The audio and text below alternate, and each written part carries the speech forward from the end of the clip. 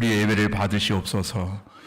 우리의 허물과 죄를 용서해 주시고 아버지 하나님, 오늘도 동서남북 문군각지에서 세상으로 향하던 발걸음을 잠시잠깐 멈추고 하나님께 예배하기를 원합니다. 오늘도 예배드리는 사랑하는 교우 한 사람 한 사람에게 세상의 소금과 빛으로 살아갈 수 있는 믿음과 용기를 허락하여 주옵소서. 저들이 무엇을 하든지 다 하나님의 영광, 오직 하나님의 영광만을 높이는 사람 되게 하여 주시옵소서.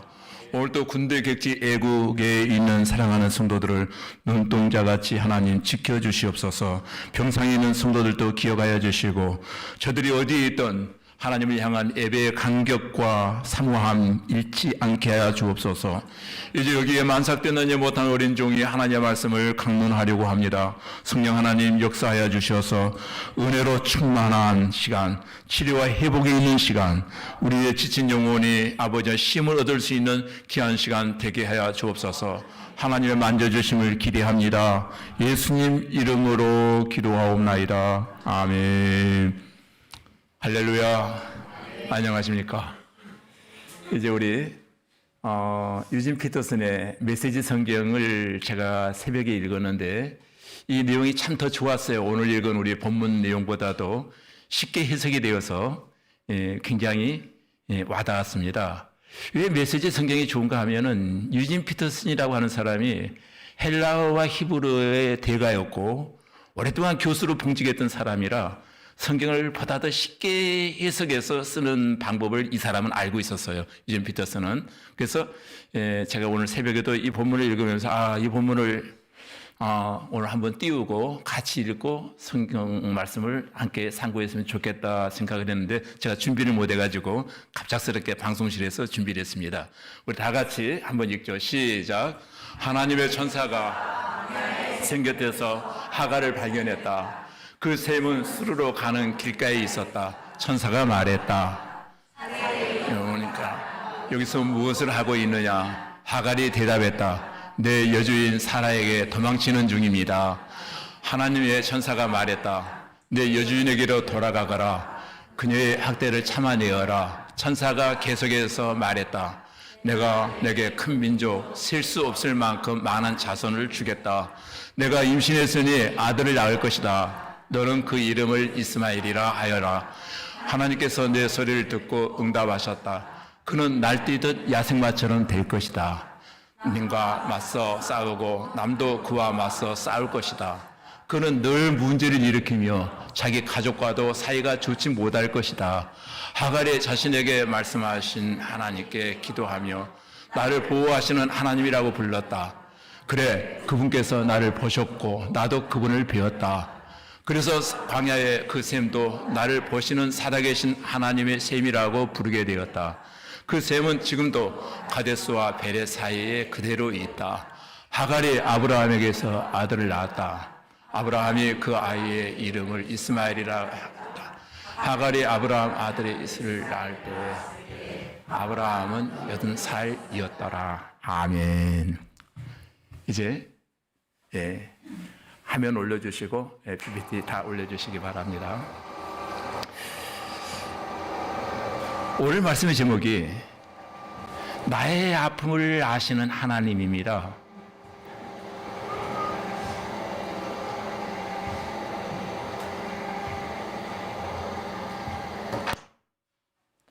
우리의 삶 이면에는 감추어져서 잘 드러나지 아니하고 가려져 있는 슬픈 아픔들이 우리 안에는 내재되어 있습니다. 물론 개인에 따라 다소 차이는 있을지언정 이 땅에 존재하는 사람치고 아픔이 없는 사람은 없다는 거예요.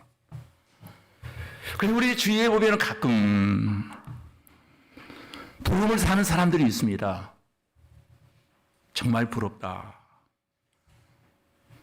그런데 그 사람들의 삶도 막상 들여다보면은 그들에게도 우리가 알지 못하는 남다른 아픔들이 숨겨져 있고 그 미소 뒤에 가려져 있을 따름입니다. 보면은 누구에게나 아픔이 있고 고통이 있더라는 거예요. 한마디로 산다는 것은 고통이요. 그것은 바로 우리의 문제요. 또는 우리가 당하는 현실이라는 거예요. 오늘 읽은 본문에 보면은 삶의 남다른 아픔을 가진 한 여인이 등장합니다. 아시는 바와 같이 이름은 하갈이고 그의 신부는 종이었습니다. 아마도 이 하갈은 아브라함의 기근 때에 애굽에 갔을 때 사라를 동생으로 속이고 그 대가로 받았던 여종이라고 성경학자들은 추측을 하고 있습니다. 그렇다면 오늘 우리는 하갈의 입장, 한 여인의 일생이라고 하는 측면에서 오늘 본문을 묵상해 보았으면 합니다. 한 여인의 일생 하면은 프랑스 작가 모파상이 쓴 여자의 일생이라는 책이 기억나기도 하죠. 그 여자의 일생이라고 하는 책에 보면은 주인공 자느라고 하는 여인이 등장하는데 그 여인의 평생을 통해서 우리에게 던져지는 질문이 하나 있습니다. 무엇이 우리의 인생을 좌우하는가?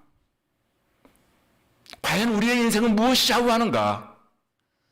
거기에 대한 대답을 오늘 본문 하갈의 삶과 생애를 통해서 우리는 찾고 보게 되어질 것입니다.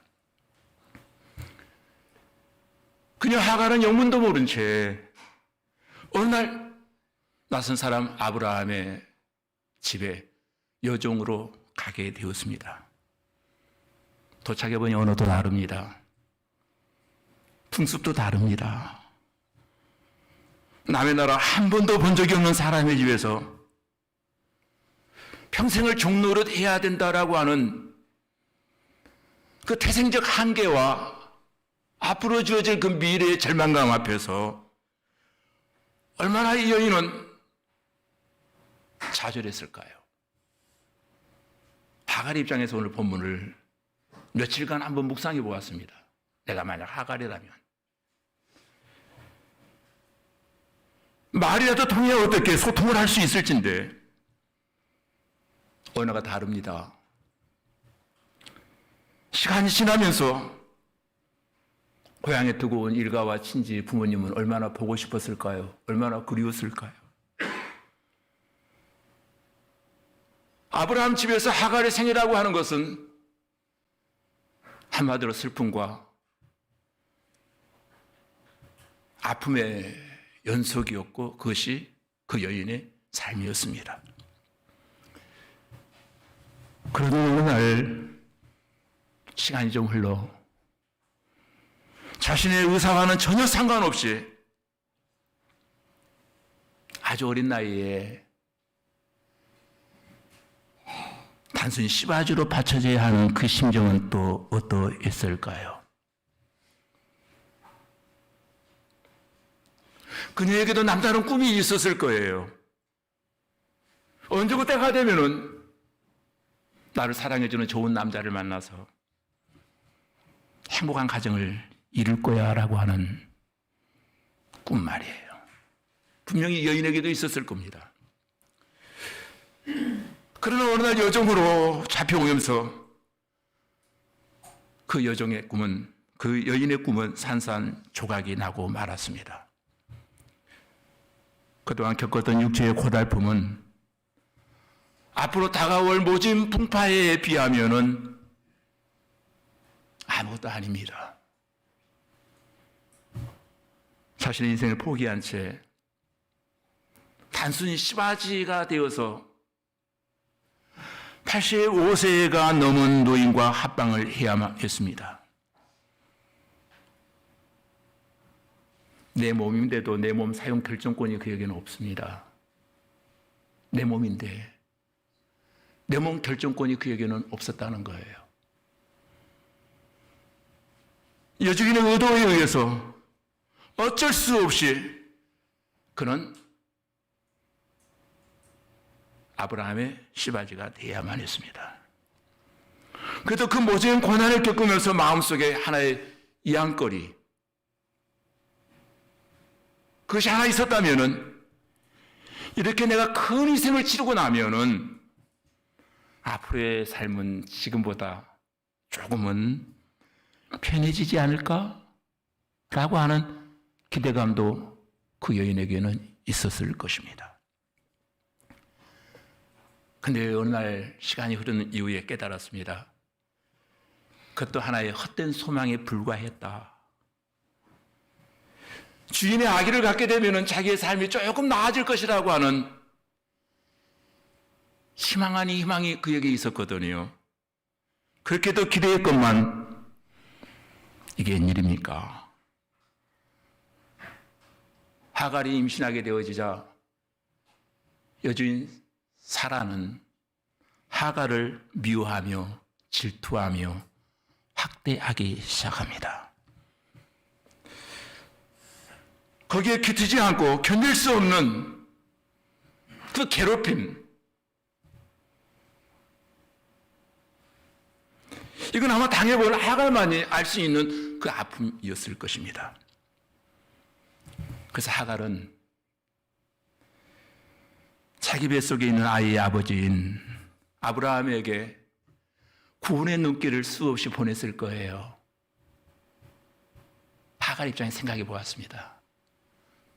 나 좀 편하게 해달라고, 나 좀 괴롭힘 당하지 않게 해달라고 수없이 구원의 눈길을 보냈건만 아브라함이 처음에는 도와주는 것 같고 처음에는 측은지심의 눈빛으로 바라보던 그 아브라함이 어느 날부터 눈을 마주치려고 하지 않습니다. 곁에 오지도 않습니다. 시간이 지나면서 나눌라라 합니다. 성경엔 기록되어 있지 않습니다. 그럴 개연성이 지극히 높다는 거예요. 여러분, 여성의 삶에서 첫 아이를 갖는다고 하는 것, 이거 얼마나 대단한 일입니까? 미래를 준비할 수 있다는 것, 축복 아니에요? 또 이 뜻은 얼마나 심했을까요?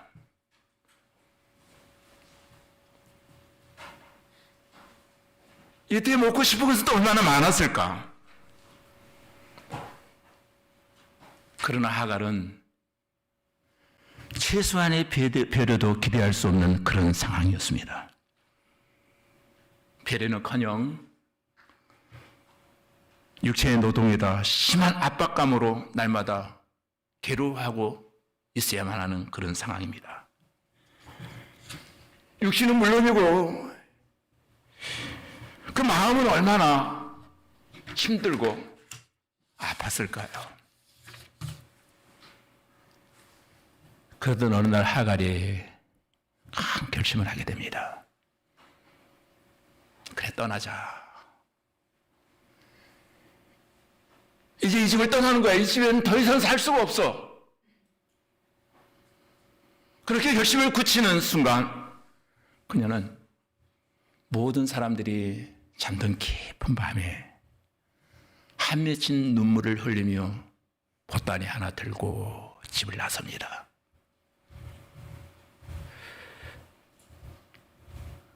집을 뛰쳐나온 하갈 어디로 갔을까요? 하갈이 갈 곳이 어디입니까? 아는 곳이라고는 고향밖에 없습니다. 그는 애굽 여인이었잖아요. 다분히 그가 보따리 하나 들고 나왔을 때는 애굽으로 가려고 하는 마음이었을 겁니다. 그런데 그곳으로 내려가다가 하갈은 잠시 광야의 한 샘에 멈춰 섭니다. 잠시 숨을 돌리고 목을 축이기 위해서 멈춰 섰을 거예요. 한번 상상해 보세요. 집을 뛰쳐나온 후 홀로 생겼대 캄캄한 밤에 홀로 앉아있는 하갈의 모습, 얼마나 무서웠을까? 얼마나 떨렸을까? 얼마나 미래에 대한 두려움이 그의 마음속에 엄습해 왔을까?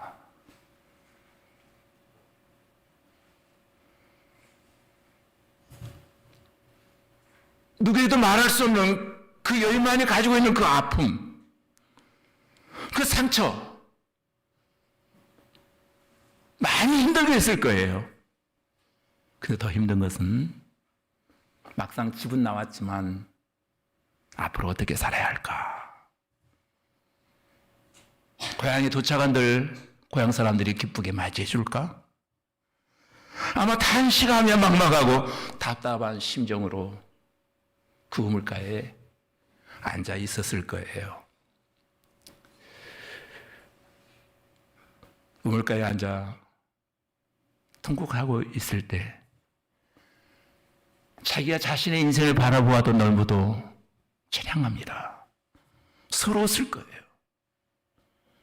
아마 그 여인은 아마도 내 인생 여기에서 끝이다라고 하는 엔딩을 생각했을 거예요. 어디로 가야 할지 모릅니다. 어떻게 살아야 할지도 모릅니다. 그냥 앞길에 캄캄하기만 합니다.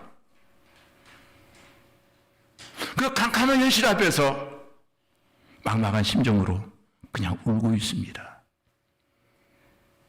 울고 있는 그때 상상을 초월한 사건이 발생합니다. 자기의 주인인 아브라함이 섬기는 하나님이 자기를 만나기 위해서 그 우물가로 찾아오시더라는 거예요.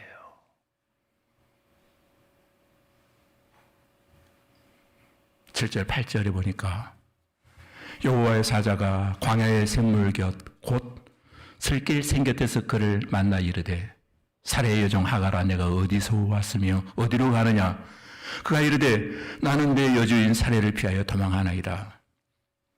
여호와의 사자가 왔다고 말하지만 사실은 하나님이 직접 인간의 육신의 옷을 입고 오신 거예요. 오셔서 하가라라고 부릅니다. 뭐라고 부릅니까? 사레의 여종 하가라. 사레의 여종인 것을 알고 계시더라는 거예요. 찾아오신 하나님. 전에 한 번도 만난 적이 없었어요. 하갈은. 그분과 교제한 적도 없습니다. 근데 하나님이 생곁 우물가에 통곡하며 울고 있는 그 여인에게 오셔서 사레의 여종 하가라. 그의 이름이 하갈인 것도 알고 그의 신분이 종인 것도 알고 있더라는 거예요. 또 여기까지 오게 된 자취지종의 사정을 다 알고 계십니다. 무슨 얘기입니까? 하나님께서 이방인 하갈에 대해서도 모르시는 것이 하나도 없더라는 거예요. 그날 아브라함의 집에서는 아마도 추측컨대 있어야 될 하갈이 눈에 보이지 않습니다. 그럼 찾아 나서야 되잖아요.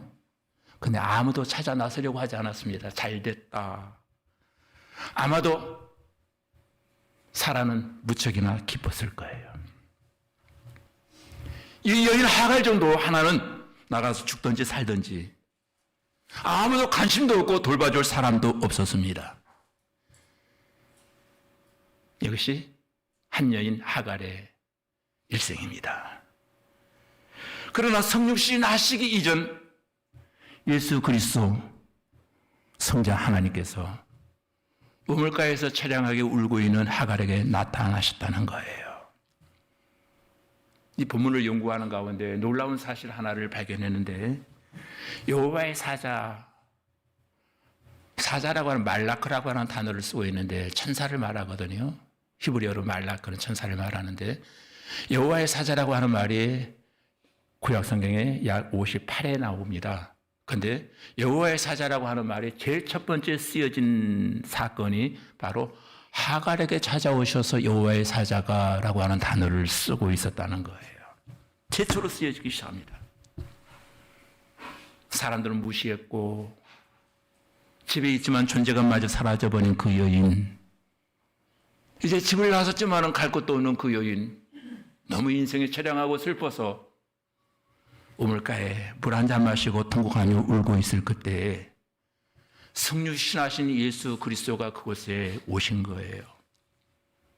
그리고 하갈에게 묻습니다. 8절에 보니까 뭐라고 말합니까? 내가 어디서 왔으니 어디로 가느냐? 어디서 왔으니 어디로 가느냐? 이 질문을 여러분 곰곰이 묵상해 보세요. 그 한 문장 안에는 과거와 미래가 포함되어 있습니다. 과거와 미래를 동시에 묻습니다.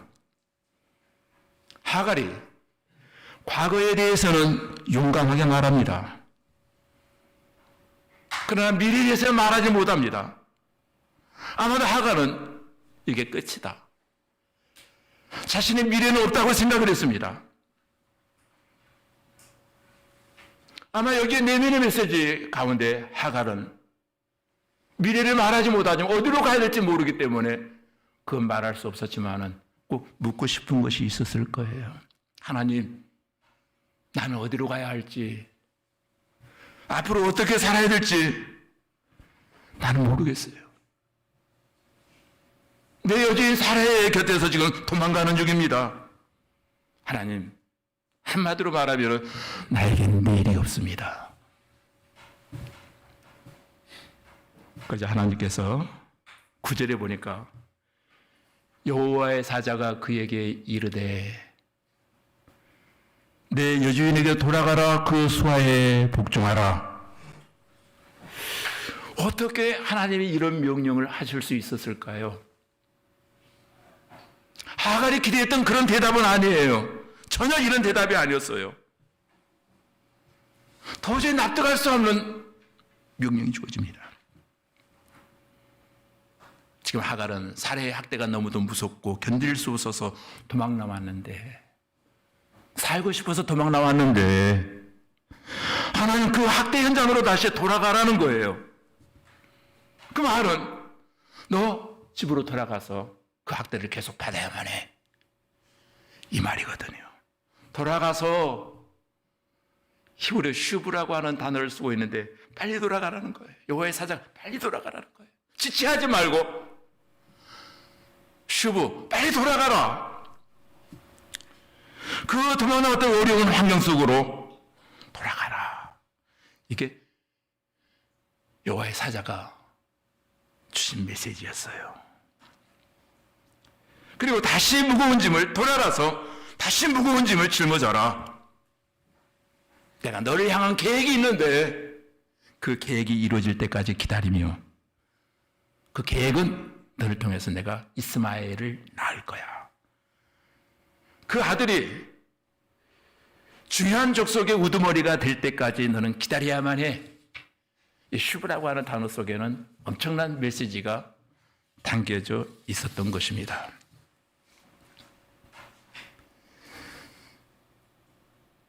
여호와의 사자의 대답은 너에게 주어진 그 고통의 문제 해결하기를 원한다면은 돌아가라. 이것이 하나님의 처방이었습니다. 우리가 기대하는 답이 아니에요. 우리는 이런 기도의 응답을 바라지도 않아요. 통곡하고 있는 하갈에게 찾아오셔서 하나님은 도망 나온 그에게 다시금 돌아가라는 거예요. 그리고 때를 기다리라는 거예요. 때. 하나님 때가 있다는 거예요. 그리고 이어지는 말씀이 뭡니까? 그의 수하에 복종하라. 여기 수하라는 말이 뭔 줄 압니까? 수하에 복종하라라고 하는 말은 복종하라, 야드라고 하는 히브리어를 쓰는데 그 여인의 힘과 지혜와 권능과 명령과 건세 앞에 굴복하고 순종해야만 한다. 너 돌아가서 사라가 시키는 대로 순종해야만 해. 말대꾸도 하지 말고 덤비지도 말고 건방 떨지도 말고 지금부터 계속 순종해야만 해 하는 그런 명령이었습니다. 그런데 오늘 본문에는 여러분 기록되어 있지 않습니다만은 하갈은 그날 여호와의 사자를 만나고 한 가지 놀라운 사실을 깨닫게 됐습니다. 그게 뭡니까? 이 고통이 하나님께서 허락하신 고통이라면 이것은 하나님의 주신 복과 상관관계가 있다라고 하는 사실을 알았어요. 고통과 복의 상관관계를 하갈이 깨닫게 되었다는 거예요. 하나님이 주신 고통이라면 이것을 내가 견뎌내면 이것은 결국 이꼬로 하나님의 놀라운 복이 되어진다. 중요한 사실을 하갈이 그날 깨달은 거예요. 그래서 말대꾸 한마디 안 하고 곧바로 집으로 고합니다. 바로 이 본문을 통해서 하나님이 우리에게 주시고자 하는 메시지가 바로 그것입니다. 핵심 메시지는 하나님이 허락하신 고통이라면 견뎌내라. 그리하면 순종해라. 그리하면 그것이 결국 내 생애를 풍요롭게 하는 복이 될 것이다 라고 하는 메시지를 주고 있습니다. 그러면 하나님은 왜 지금 하갈에게 학대받는 현장으로 돌아가라고 말씀하시는 걸까요? 믿음의 시각이 아닌 육신의 시각으로 이 본문을 해석한다면 하갈을 미워해서 하갈로 하여금 계속 고통을 당하라고, 아니면 하나님은 여종인 하갈을 무시하고 여주인 사라의 편을 들어주시는 걸까? 아니에요. 하나님께서 하갈에게 돌아가서 복종하라고 하는 데는 분명한 이유가 있었어요. 바로 복종해라. 복종할 수 없는 상황이지만 복종해라. 그리하면 내가 너에게 복을 줄 거야. 놀라운 일이 지금부터 일어날 거야.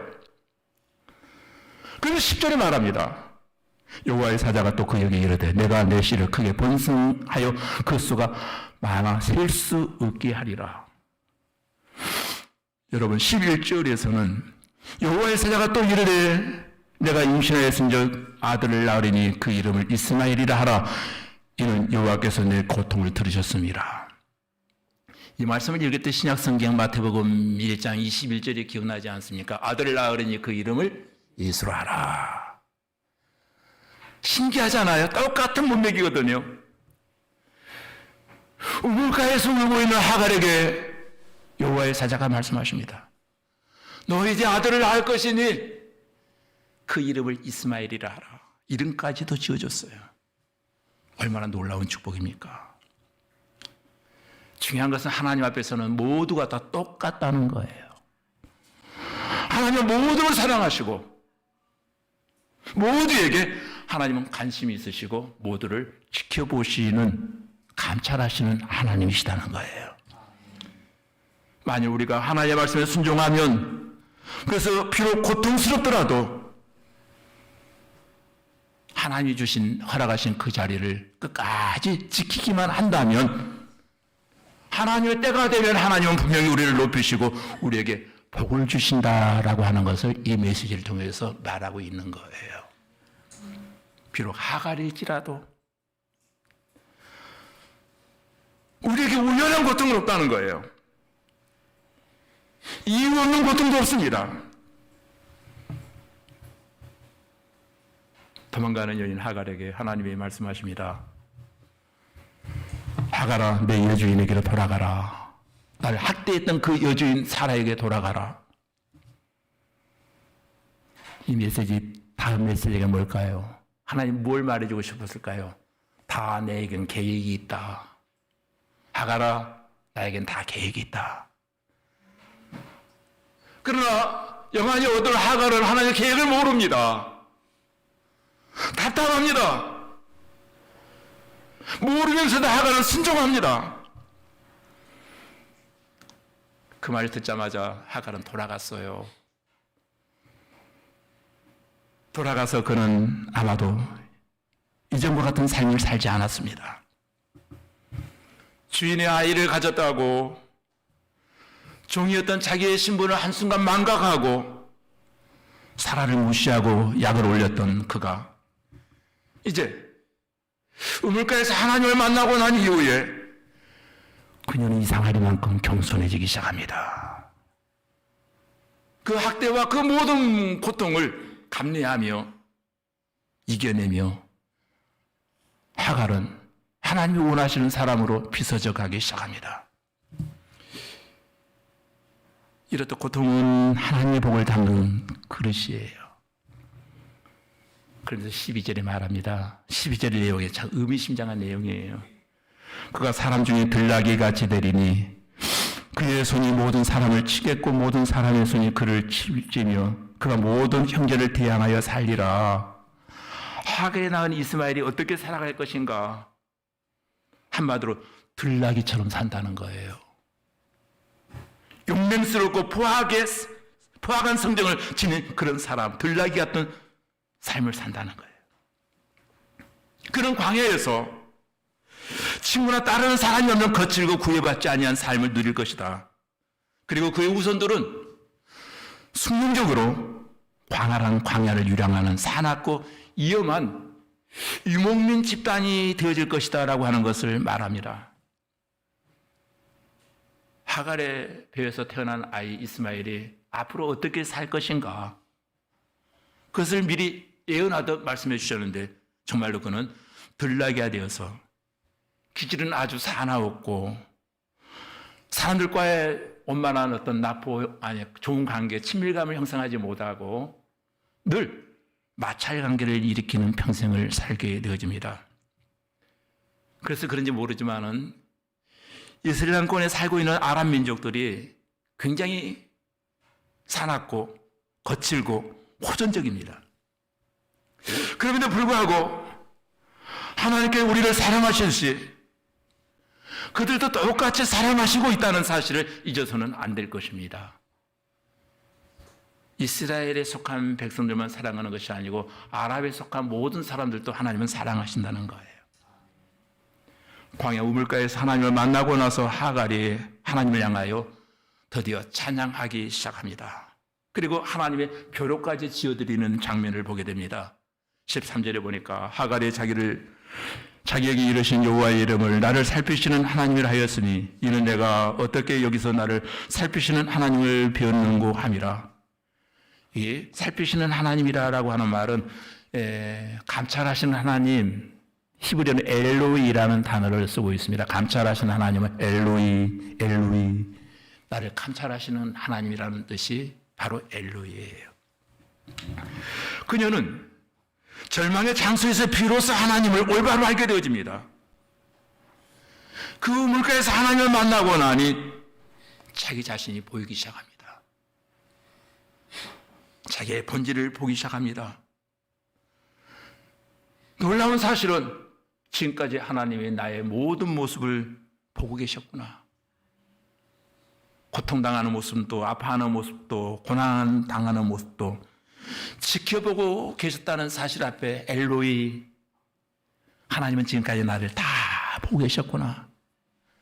너무너무 하나님이 지켜보고 계시다는 사실 앞에 하갈은 감동합니다. 그래서 나중에는 그 우물의 이름까지 지어드리기 시작합니다. 뭐라고 지어드립니까? 부엘라 헤로이, 부엘라 헤로이. 14절에 나오죠. 그 말은 살아계셔서 나를 감찰하시는 분의 우물, 살아계셔서 나를 감찰하시는 그분의 우물에서 그분을 만났다. 그래서 블로이 헤로이라고 하는, 부엘라 헤로이라고 하는 단어로 하나님을 찬양하기 시작합니다. 마지막 15절에 보니까 하갈이 아브라함의 아들 낳음에 아브라함이 하갈이 낳은 그 아들을 이름하여 이스마엘이라 하였더라. 이스마엘이라는 뜻은 하나님의 들으심이라고 하는 뜻을 가지고 있습니다. 중요한 것은 많은 사람들이, 이스라엘 사랑하는 많은 사람들이 이스마엘을 싫어한다는 거예요. 오늘 그리스도인들이 이스라엘 편은 잘 들면서 아랍을 무시하는 경향이 있는데 그것은 구약적 사고방식입니다. 이건 잘못된 거예요. 신약적 사고방식은 아랍 사람이든 이스라엘 사람이든 일단 예수 그리스도를 믿는 이상 그들은 우리의 적이 될 수 없고 우리 형제 자매라는 거예요. 오해하지 마십시오. 이스마엘의 후손이 잘못 선택한 것이지 하나님이 이스마엘 후손을 저주한 것이 아니에요. 하나님은 이스마엘이나 이스라엘이나 동일하게 사랑하시는 하나님이신 줄 믿습니다. 하갈이 비록 사라의 여종이었고 이방인이었고 노예였지만 살아계셔 자신을 보살피시는 하나님을 만납니다. 재미있는 것은 여러분, 하갈이 우물가에서 성자 하나님을 만난 지 2000년이 지난 이후에 사마리아 수가성의 한 우물가에서 외로움에 지쳐있던 한 여인이 타는 목마름을 간직하고 우물가에 갔다가 예수 그리스도를 만나게 됩니다. 그의 삶은 참으로 고통 연속이었습니다. 남편이 5번씩이나 바뀔 정도였지만 지금 있는 남편도 그의 남편이 아닙니다. 그 여인 역시 결코 평탄한 삶을 살지는 않았어요. 그 여인 역시도 사마리아 수가성에 만난 그 여인 역시도 남들이 갖지 아니하는 굉장한 아픔을 가진 여인이었어요. 뭐라고 말할 수 없는 아픔. 그런데 그 여인의 생애를 지금까지 지켜보시던 우리 주님께서 그 여인을 만나기 위해서 사마리아에 오신 거예요. 그 여인의 진정한 목마름이 뭔가를 알았어요. 타는 목마름을 해결해 주시고 다시는 이 여인이 예수 그리스도를 만남으로 인해서 목말라 하지 아니합니다. 이 여인이 변화되어서 너무너무 기뻐서 날마다 동네를 등지고 사람을 등지고 살았던 그 여인이 물길로 온 동아리를 내팽개치고 와봐라 카멘씨 내가 예수 그리스도를 만났다. 이런 그리스도가 아니냐. 마을 향해 외치기 시작합니다.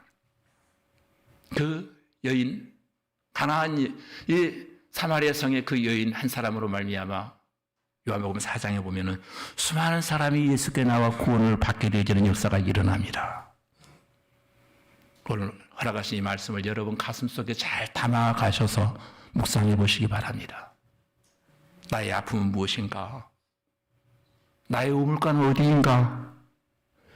그분은 지금도 나의 아픔을 아시고 통과하는 내 모습도 보신다는데 쓰러지고 지친 그러면서도 멸망의 길로 계속 지속되어가는 인간을 찾아오시기를 기뻐하시는 하나님.